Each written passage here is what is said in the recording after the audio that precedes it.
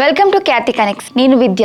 ఆంధ్రప్రదేశ్ రాజకీయాల్లో పదవుల పందరం మొదలైంది. కూటమి ప్రభుత్వం కొలువుదీరిన తర్వాత గవర్నర్ కోటా ఎమ్మెల్సీల కోసం నేతలు క్యూ కట్టారు. గత నెలలోనే 2 ఎమ్మెల్సీల పదవీ కాలం ముగియడంతో ఆ 2 ఖాళీలు టీడీపీకే దక్కుతుండటంతో పోటీ మామూలుగా లేదు. సీనియర్లు, జూనియర్లు, నియోజకవర్గాలు త్యాగం చేసిన వాళ్ళు ఇలా ఏకంగా 20 మంది ఆశావాహులు ఈ 2 పోస్టుల కోసం తన వంతు ప్రయత్నాలు ముమ్మరం చేశారు. కానీ ఇక్కడే సీఎం చంద్రబాబు నాయుడు, మంత్రి నారా లోకేష్ తమ మార్క్ పొలిటికల్ స్కెచ్ వేశారు. ఈ 20 మందిని కాదని కేవలం సామాజిక సమీకరణాలు, భవిష్యత్తు రాజకీయ ప్రయోజనాలే ప్రాతిపదికగా 2 పేర్లను ఫైనల్ చేసినట్లు అత్యంత విశ్వసనీయ సమాచారం. అసలు చంద్రబాబు మైండ్ లో ఉన్న ఆ 2 నేతలు ఎవరు? మోపిదేవి వెంకటరమణ సెక్రటేరియట్ ఎంట్రీ వెనుక ఉన్న అసలు సీక్రెట్ ఏంటి? అచ్చెన్నాయుడుకు చెక్ పెట్టబోతున్నారా అనేది ఇప్పుడు చూద్దాం.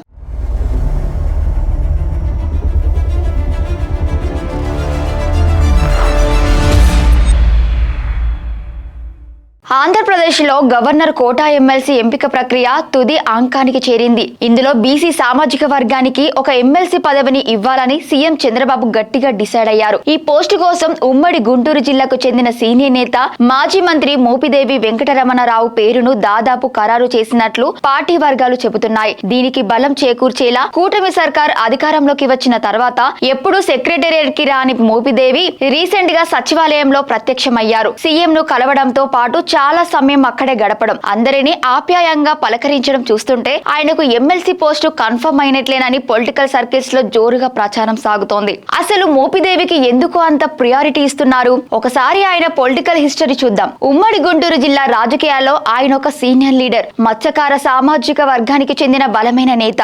గతంలో వైసీపీలో కీలకంగా పనిచేశారు. 2014, 2019 ఎన్నికల్లో రేపల్లి నుంచి వైసీపీ అభ్యర్థిగా పోటీ చేసి ఓడిపోయినా జగన్ ఆయనకు ఎమ్మెల్సీ ఇచ్చి మంత్రిని చేశారు. ఆ తర్వాత రాజ్యసభకు కూడా పంపారు. కానీ 2024 ఎన్నికల్లో రేపల్లి నుంచి పోటీ చేసే అవకాశం దక్కకపోవడంతో అసంతృప్తికి గురైన ఆయన ఆగస్టు 2024లో రాజ్యసభకు వైసీపీకి రాజీనామా చేసి సీఎం చంద్రబాబు సమక్షంలో టీడీపీలో చేరారు. అప్పటి నుంచి ఆయనకు ఎలాంటి పదవి దక్కలేదు. ఇటీవల రాజ్యసభకు పంపిస్తారని ప్రచారం జరిగినా ఆయన ఆసక్తి చూపలేదు. దీంతో ఇక్కడ గవర్నర్ కోటాలో ఎమ్మెల్సీ ఇచ్చి ఏకంగా క్యాబినెట్ లోకి తీసుకుంటారనే టాక్ బలంగా వినిపిస్తోంది. సరిగ్గా ఇక్కడే అసలు పొలిటికల్ గేమ్ స్టార్ట్ అయింది. మోపిదేవి మత్స్యకార సామాజిక వర్గం కావడంతో ఆయనకు మత్స్య శాఖ ఇస్తారనే చర్చ నడుస్తోంది. కానీ ప్రస్తుతం ఆ శాఖ మంత్రి అచ్చెన్నాయుడు దగ్గర ఉంది. అచ్చెన్నను కలిసేందుకు మత్స్యకార నేతలు తీవ్రంగా భయపడుతున్నారని, పనులు జరగకపోగా చివాట్లు తప్పడం లేదని ఒక ఇంటర్నెట్ టాక్ నడుస్తోంది.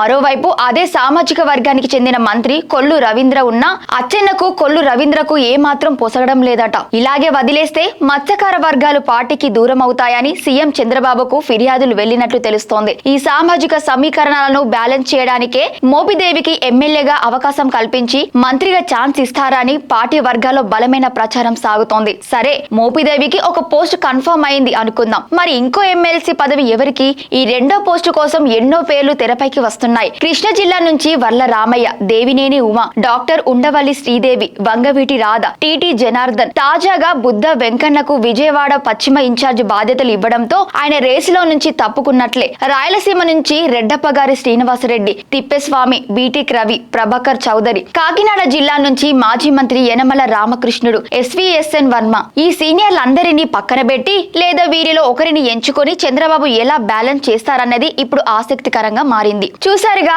ఏపీలో గవర్నర్ కోటా ఎమ్మెల్సీల చుట్టూ అల్లుకున్న ఈ పాలిటిక్స్ అండ్ క్యాస్ట్ ఈక్వేషన్స్. ఒకవైపు సామాజిక వర్గాలను సంతృప్తి పరచడం, మరోవైపు మంత్రివర్గంలో ఉన్న అసంతృప్తులను సెట్ చేయడం. ఈ 2 టాస్క్లను చంద్రబాబు ఒకే దెబ్బతో ఫినిష్ చేయబోతున్నారా? మొత్తం మీద మోపిదేవి పేరు దాదాపు ఫైనల్ అయినట్లేనని ఫిక్స్ అవుతుండగా ఆ 2వ పోస్ట్ ఎవరికి ఇస్తారనేది మాత్రం అత్యంత ఇంట్రెస్టింగ్ గా మారుతోంది. ఆశావాహుల జాబితా చాంతాడంతా ఉంటే సీఎం చంద్రబాబు ఎటువైపు మొగ్గు చూపుతారు? పార్టీ విధేయులక లేక సామాజిక సమీకరణాలక?